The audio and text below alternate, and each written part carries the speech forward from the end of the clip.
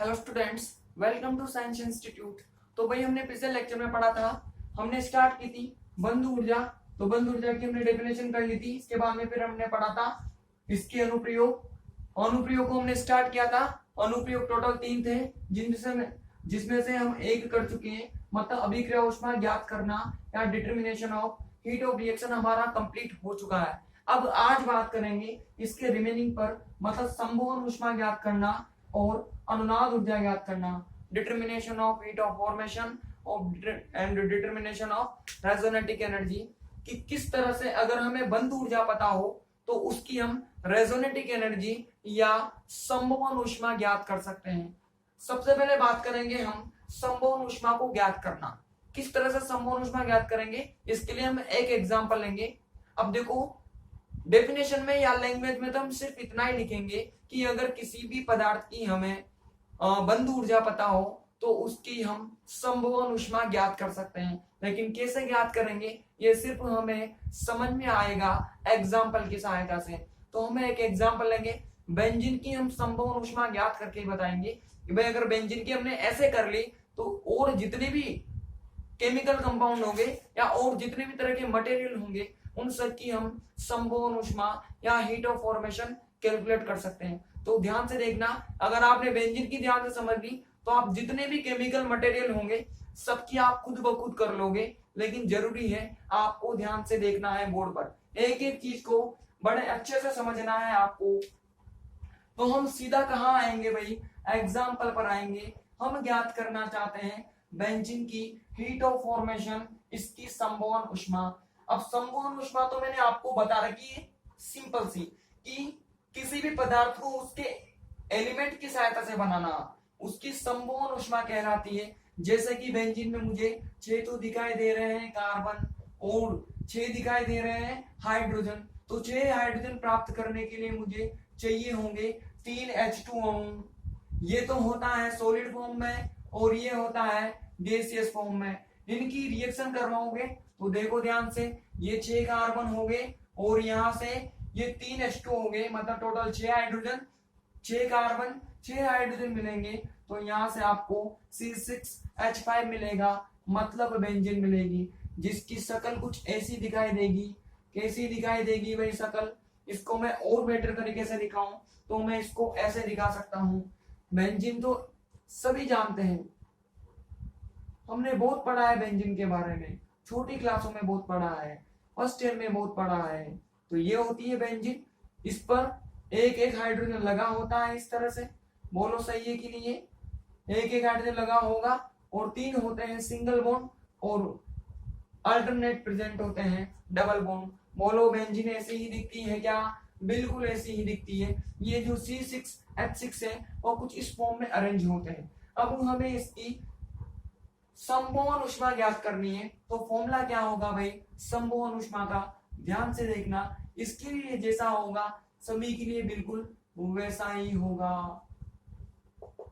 देखो भाई, सबसे पहले तो ये 6 कार्बन है, इन 6 कार्बन को देखो करना क्या चाहते हैं, हमें कोई भी पदार्थ मिलेगा, वो कोई भी पदार्थ एक हमें बड़े से आकार में मिलेगा, मतलब उसमें छोटे छोटे परमाणु उपस्थित होंगे पदार्थ के। जैसे मैंने कोई भी NaCl का टुकड़ा लिया तो मुझे क्या एक ही परमाणु मिलेगा क्या, नहीं, उसके लाखों परमाणु मुझे एक साथ मिलेंगे।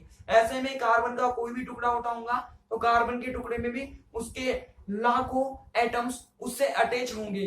तो उन एटम्स में से, उन 1000 या लाखों परमाणुओं में से मुझे सिर्फ कितने परमाणु चाहिए, 6 परमाणु चाहिए, 6 कार्बन एटम चाहिए।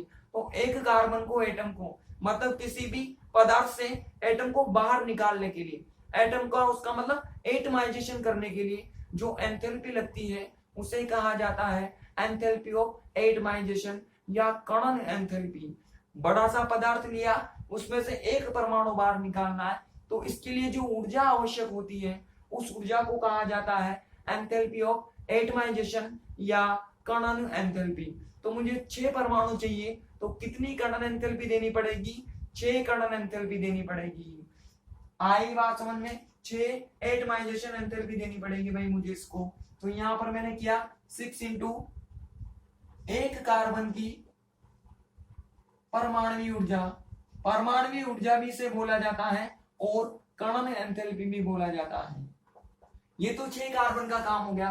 अब देखो मुझे ये जो हाइड्रोजन है ये किस फॉर्म में चाहिए भाई, 6H की फॉर्म में है, लेकिन आप जानते हो ये तो किसकी फॉर्म में है, H और H की फॉर्म में है। तो मुझे इस बॉन्ड को ब्रेक करना पड़ेगा और ब्रेक करने के लिए बंध ऊर्जा देनी पड़ेगी, बॉन्ड एनर्जी देनी पड़ेगी। कितनी देनी पड़ेगी, टोटल 3 है, तो 3 है तो मुझे 3 बॉन्ड एनर्जी देनी पड़ेगी।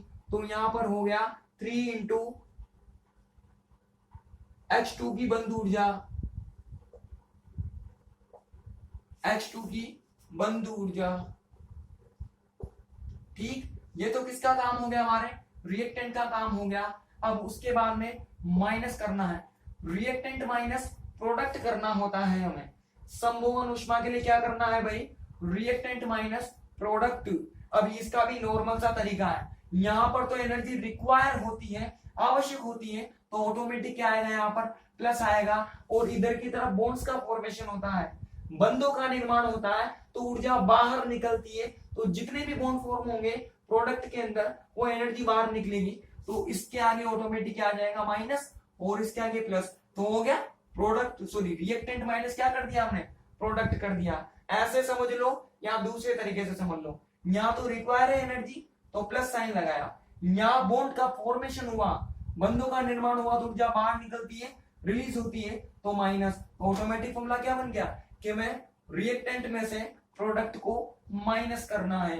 दोनों तरह से समझ लो, कैसे भी समझ लो, बस समझ लो। लेकिन ये माइनस, अब इधर की तरफ क्या हुआ भाई, देखो भाई 3 तो मुझे नजर आ रहे हैं डबल बॉन्ड, तो यहां पर लिखा मैंने 3 into C double bond C की बंध ऊर्जा। डबल बंध का निर्माण होगा तो कुछ एनर्जी बाहर निकलेगी, उस ऊर्जा को क्या कहोगे आप, बॉन्ड एनर्जी कहोगे, बंध ऊर्जा कहोगे। प्लस 3 मुझे मिले हैं सिंगल बॉन्ड, तो 3 इंटू सी बॉन्ड सी की बंध ऊर्जा।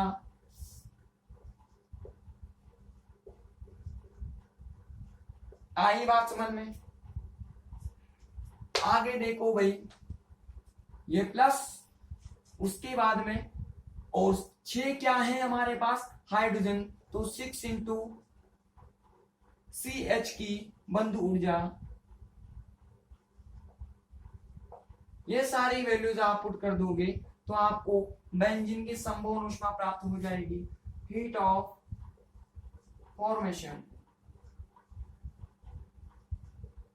Is equal to 6 into atomisation enthalpy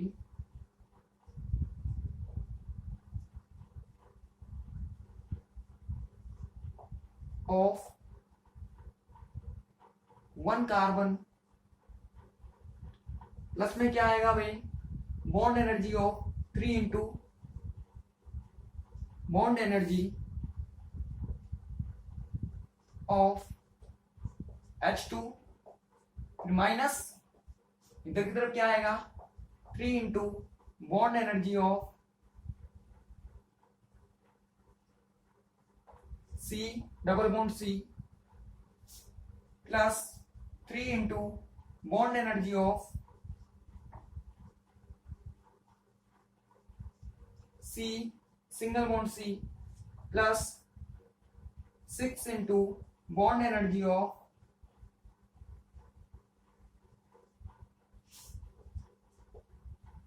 मोलो क्या आएगा भाई, CH। मोलो फॉर्मूला बन गया कि नहीं बन गया, बन गया।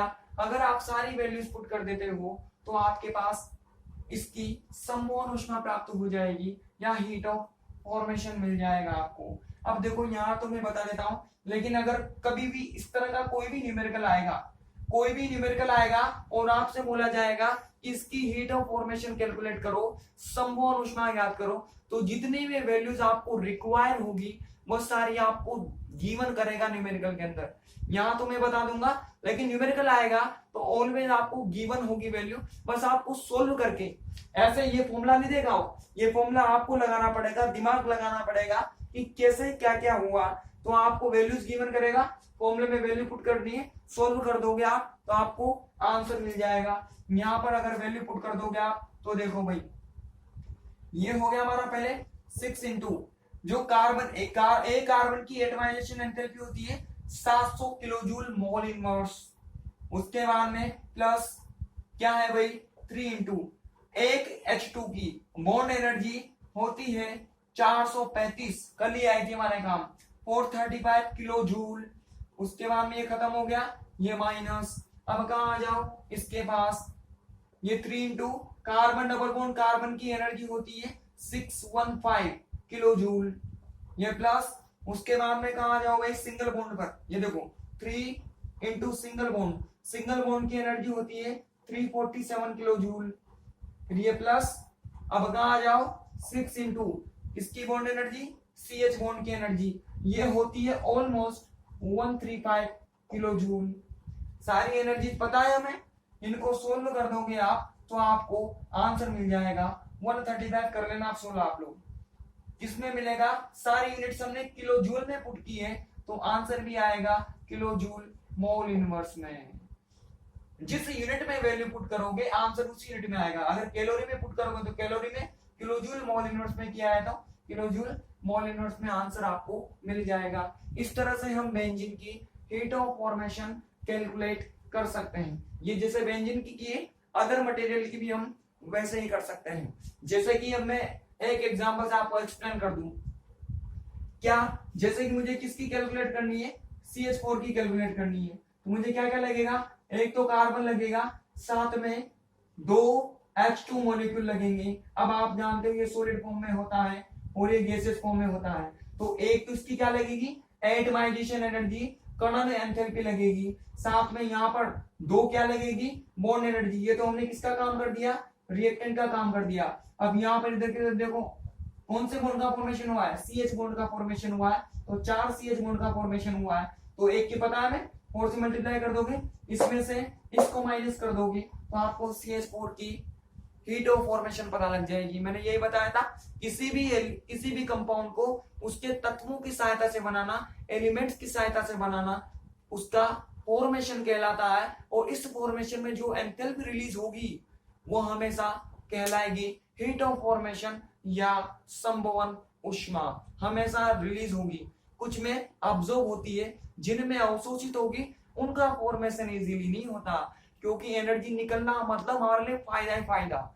जब भी एनर्जी बाहर निकलती हमेशा फायदे वाला काम होता है, लेकिन अगर ऊर्जा ऑब्जॉर्ब होगी, अवशोषित होगी तो समझो नुकसान हो गया। और हमें कभी भी नुकसान उठाना पसंद ही नहीं होता, हमें सिर्फ क्या उठाना पसंद है, फायदा। हर तरफ से फायदा ही फायदा होना चाहिए। तो हम चाहते हैं एनर्जी बाहर निकले, जिसमें भी बाहर निकलेगी वो इजीली बनेगा, और जिसमें अवशोषित होगी उसे बनाने के लिए कुछ हमें कार्य करना पड़ेगा, कुछ एक्स्ट्रा चीजें हमें डालनी पड़ेगी। आ गई बात समझ में आपको, ये होगी हमारी संभवन उष्मा। लिखो इसके अंदर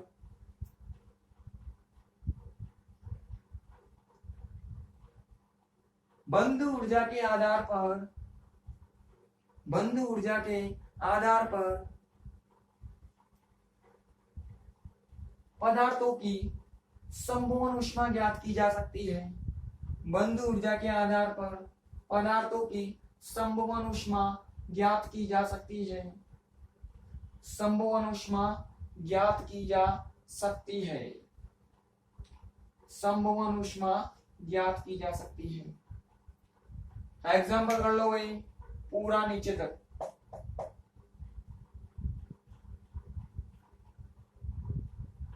आप लोग लिखो on the basis of bond energies, on the basis of bond energies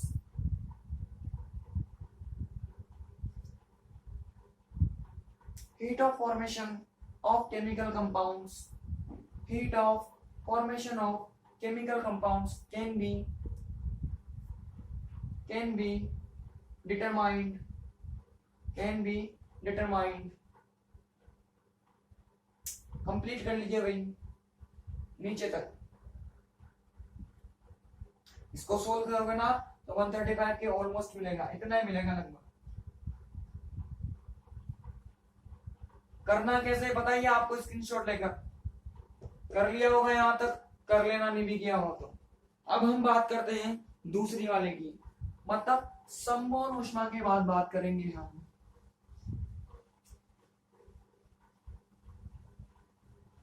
रेजोनेटिक energy पर।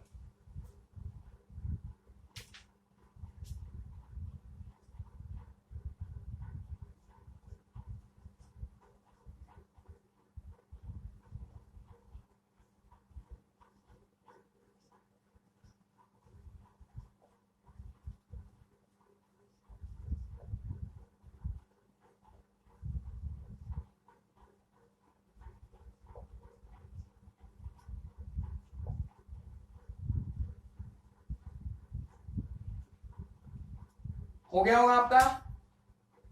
ठीक है भाई, आगे बढ़ते हैं। अब हमें कैलकुलेट करनी है रेजोनेटिक एनर्जी। ये भी किसकी सहायता से करेंगे हम? बॉन्ड एनर्जी की सहायता से हमें रेजोनेटिक एनर्जी कैलकुलेट करनी है। अनुनाद ऊर्जा क्या होती है ये तो आप लोग जानते ही होंगे। अनुनाद तो जानते हैं, किसी भी एरोमेटिक कंपाउंड में जब इलेक्ट्रॉन रोटेट होते हैं, बॉन्ड रोटेट होते हैं, उस रोटेशन के लिए जो एनर्जी लगती है हमें, उस एनर्जी को कहा जाता है अनुनाद ऊर्जा या रेजोनेटिक एनर्जी कहा जाता है।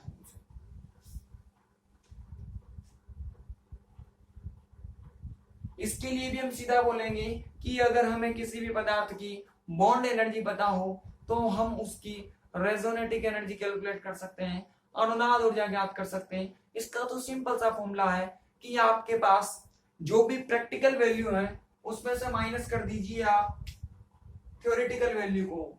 अनुनाद ऊर्जा बराबर अनुनाद ऊर्जा बराबर प्रायोगिक प्रायोगिक बंद ऊर्जा माइनस सैद्धांतिक बंद ऊर्जा।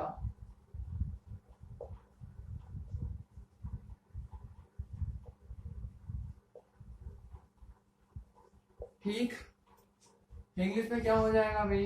रेजोनेटिक energy is equal to experimental bond energy minus theoretical bond energy.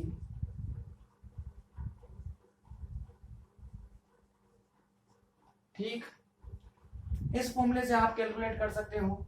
वापस हम किसकी कैलकुलेट कर लेते हैं भाई? बेंजीन की कैलकुलेट कर लेते हैं कि बेंजीन की रेजोनेटिक एनर्जी कितनी होगी। तो ये हो गया C6H5 के लिए। तो इसकी जो अनुनाद ऊर्जा होती है, देखो प्रायोगिक का मान तो मिलता है 49.6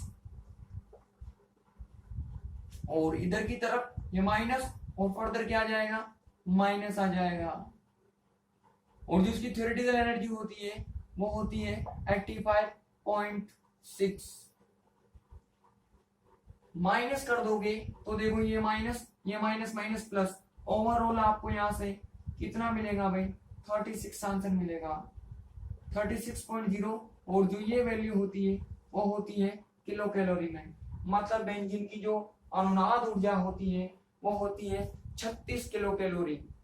ठीक है, किसी भी पदार्थ की कैलकुलेट करनी है तो आपको दो चीजें चाहिए, एक तो उसकी एक्सपेरिमेंटल वैल्यू चाहिए, साथ में थ्योरेटिकल वैल्यू चाहिए। थ्योरेटिकल वैल्यू कहां से आएगी? वही इसी बॉन्ड एनर्जी से आएगी। थ्योरेटिकली आपको बेंजीन को फॉर्म करना है और प्रायोगिक रूप से बेंजीन को फॉर्म करना है। अभी प्रायोगिक रूप से तो क्या बनती है? किसी उपकरण में बनती है, किसी एपरेटस में बनती है, तो ये वहां से आएगी और ये आप फॉर्म करोगे। फर्स्ट ईयर में खूब क्या होगा आपने ये काम, तो वहां से इतनी आई होगी, किसी को ध्यान होगा तो, और ये हमेशा इतनी ही होती है। दोनों को सोल्व कर दोगे तो 36.0 किलो कैलोरी आपको आंसर मिल जाएगा बेंजीन की रेजोनेटिक एनर्जी का। अब जैसे बेंजीन की कैलकुलेट की, बाकी सभी पदार्थों की ऐसे ही याद की जाती है। तो लिखो भाई इसके अंदर बंद ऊर्जा के आधार पर, बंद ऊर्जा के आधार पर किसी एरोमेटिक पदार्थ की बंध ऊर्जा के आधार पर किसी एरोमेटिक पदार्थ की अनुनाद ऊर्जा निम्न सूत्र से ज्ञात की जा सकती है। अनुनाद ऊर्जा निम्न सूत्र से ज्ञात की जा सकती है। फॉर्मूला लिखो और एग्जांपल में अरेंजिंग कर लेना भाई।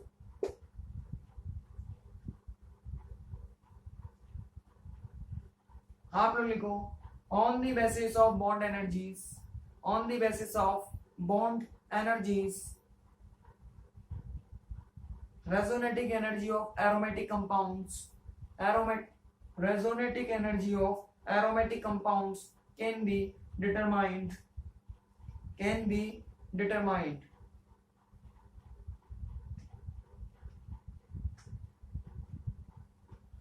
फॉर्मूला लिखिए और एग्जांपल में व्यंजन कर लो।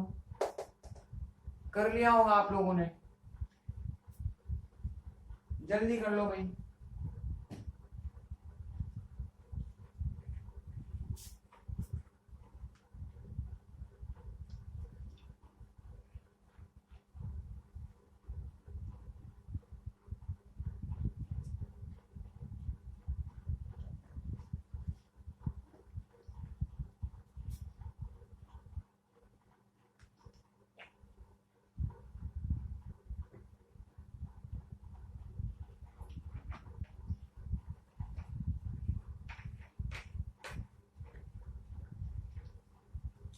हो गया होगा।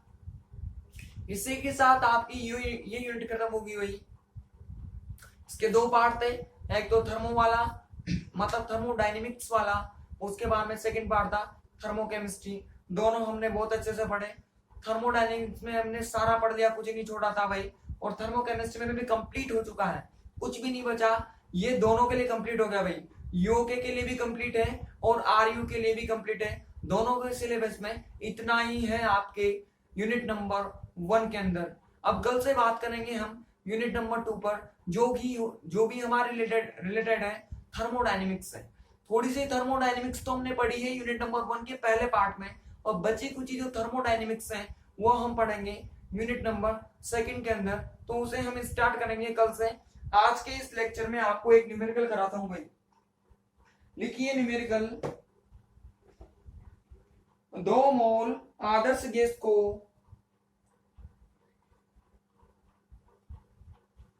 2 मोल आदर्श गैस को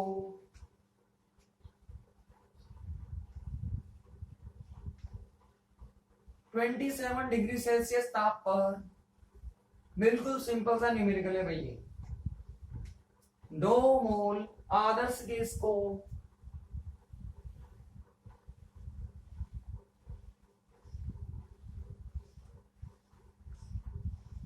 27 डिग्री सेल्सियस ताप पर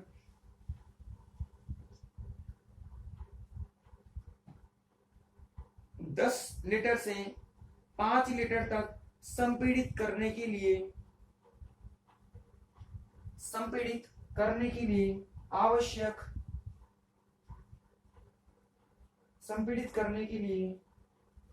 आवश्यक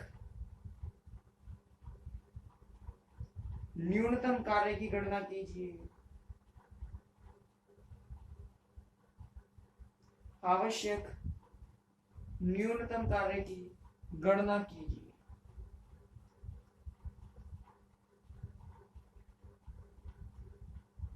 आप लोग लिखो calculate the necessary and minimum work done. Calculate the necessary minimum work done when 2 mole of an ideal gas, when 2 mole of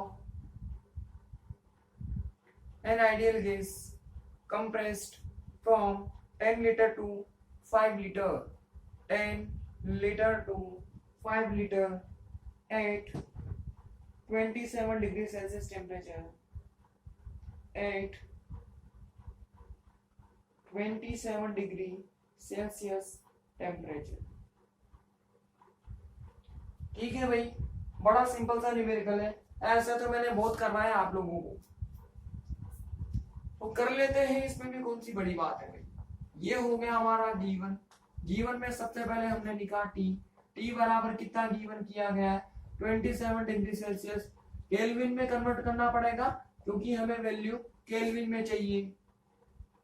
ये लो भाई, उसके बाद में V1 आपको गिवन किया गया है 10 लीटर और V2 कहां से कहां तक आपको कंप्रेस किया गया है 10 लीटर से 5 लीटर तक कंप्रेस किया गया है, तो V2 की वैल्यू 5 लीटर होगी। और क्या किया है N बराबर 2 मोल हो गया। फॉर्मूला हो गया हमारा W is equal to minus nRT लो V2 अपॉन V1 लगा दो भाई फॉर्मूला माइनस N की वैल्यू 2 और ये R तो सभी जानते हैं, ये हो गया 8.314 जूल केल्विन इनवर्स और मोल इनवर्स। ठीक, 8.314 इधर की तरफ से ये 300 हो गया, ये लॉग हो गया और ये V2 अपॉन V1। ये V2 की वैल्यू कितनी भाई देखो ध्यान से 5 और V1 की वैल्यू 10 है। कैंसिल करोगे तो 2 टाइम कैंसिल होगा। इसको उल्टा घुमा दो, उल्टा टांग दो इसे, 314 है ना